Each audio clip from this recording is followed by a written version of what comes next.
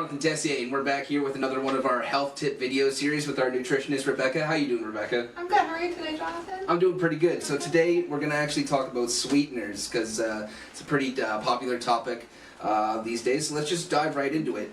What are the best natural sweeteners, and how do they compare to refined sugar? Yeah, great question. So just to preface this video, I was saying earlier, we could probably do a whole video on stevia, a whole video on erythritol, etc.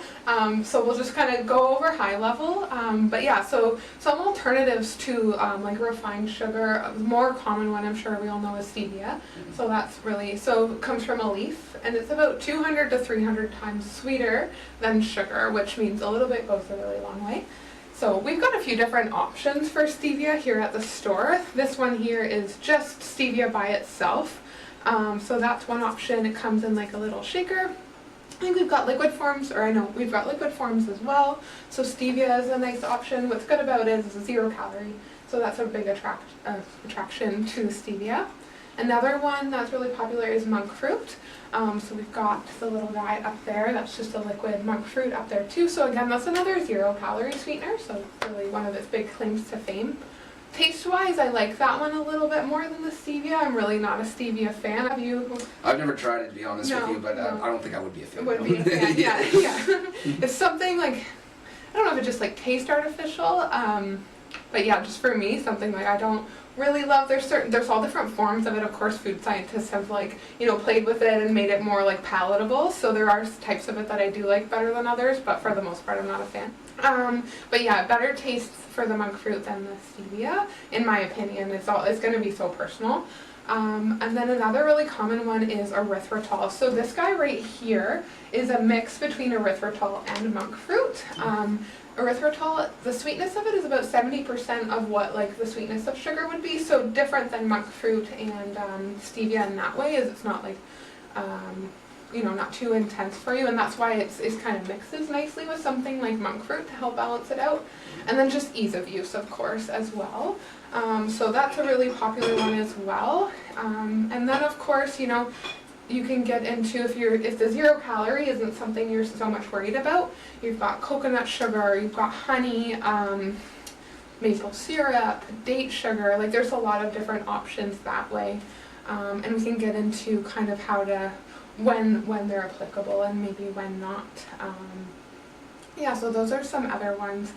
And with the benefit to like your more natural sugars is just that they're more natural. So really, when you're approaching this question of like what sweetener to use, there's so many different avenues you can go down. Am I looking for a 0 calorie, or am I looking for something that's less processed, or kind of what benefit am I looking to get out of this? So, but that's where your raw honey, coconut sugar, maple syrup are just less processed, and often have less of a glycemic load, which we'll get into, than your pure like cane sugar. Speaking about glycemic load, could you break that down for us, and why should we care about sweeteners and how they impact blood sugar? Yeah, great question. So first, why should we even care? And blood sugar is really important. I mean, we've talked about it like a few different times in our videos, mental health being one of the conversations that we had, and anxiety and depression.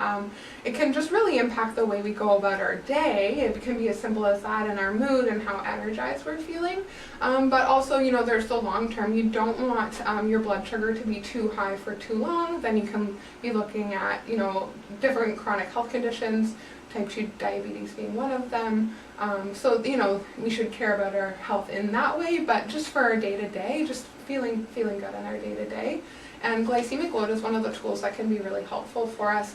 Glycemic index is another tool, maybe more popular.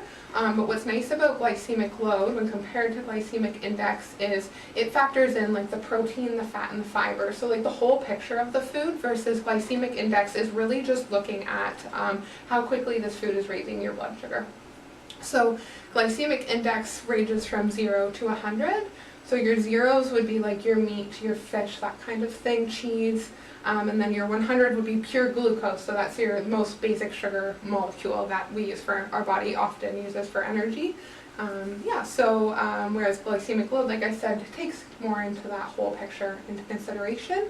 And ranges from 0 to about 20-ish. That's really interesting. So if you're just looking at glycemic index, a watermelon has a score of 80 out of 100. So again, 100 being your like sugar. But if you're looking at glycemic load, so ranges to around 20, it's a 5 because they factored in the water content and the fiber content. So if you're just looking at glycemic index, you might think, oh, I shouldn't have watermelon, but really it's a great food to consume and shouldn't be too concerning blood sugar wise. So I know we talked about stevia earlier.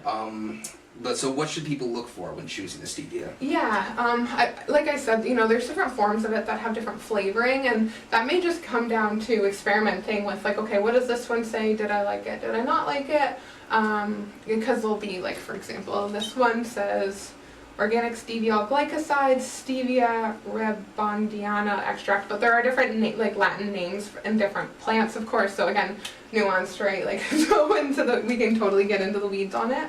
But what I would say maybe you want to think about is just how processed is it. You can get kind of more of like a natural, less refined stevia, and then you can get kind of more refined. So that's just something I would consider.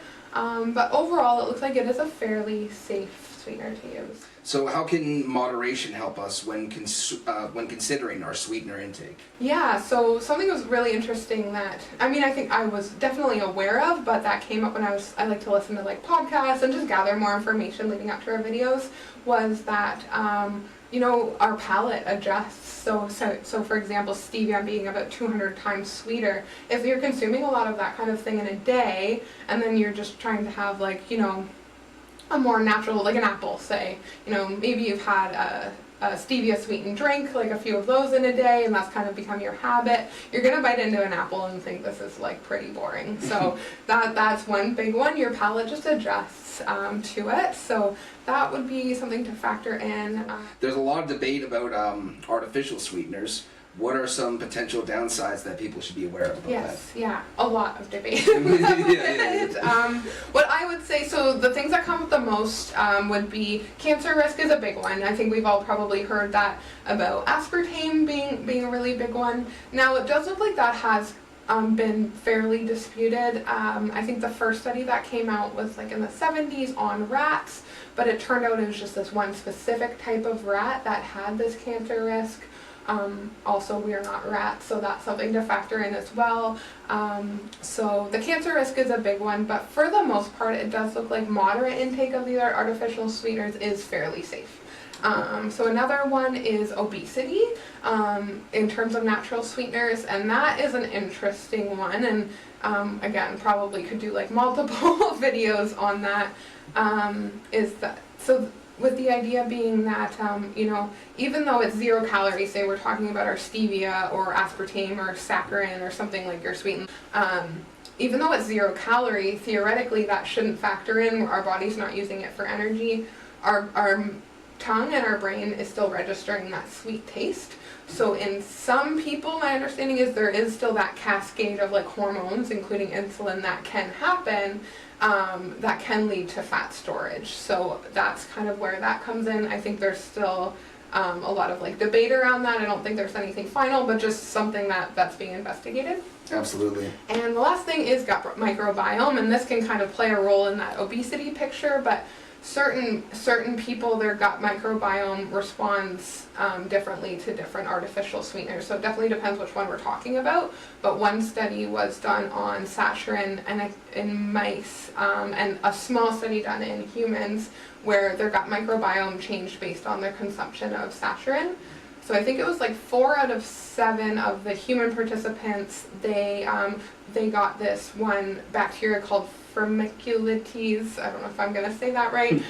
That's a gut bacteria associated with obesity.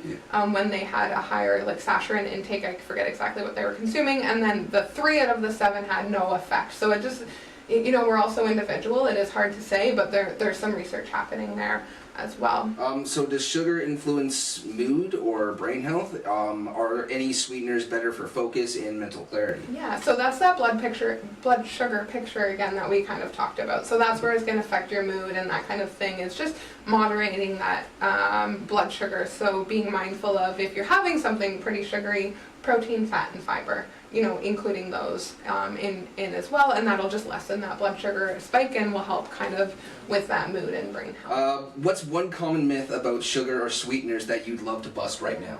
I think mine is like that all sugar is bad, you know, and I think we are coming away from that, thank goodness. That like, oh, don't put a banana in your smoothie and all that kind of thing. Again, it depends what you're trying to do, right? There's certain cases where, of course, you need to factor these things in, but not all sugar is bad. Our bodies know what to do with it. Most of our bodies are, but if you have a, you know, fairly healthy body, knows what to do with it. So in moderation, sugar isn't something you necessarily need to be super afraid of. No, that's good to hear from me because I really like eating sugar. So. But that'll do it for today. You know, you can always come into Joanne's place and check out some of the sugar differences we have here, and you know, our nutritionist Rebecca and many of our other associates would be happy to help you find something that's right for you. But again, that's it for today, and we'll be back with another one soon. Thank you.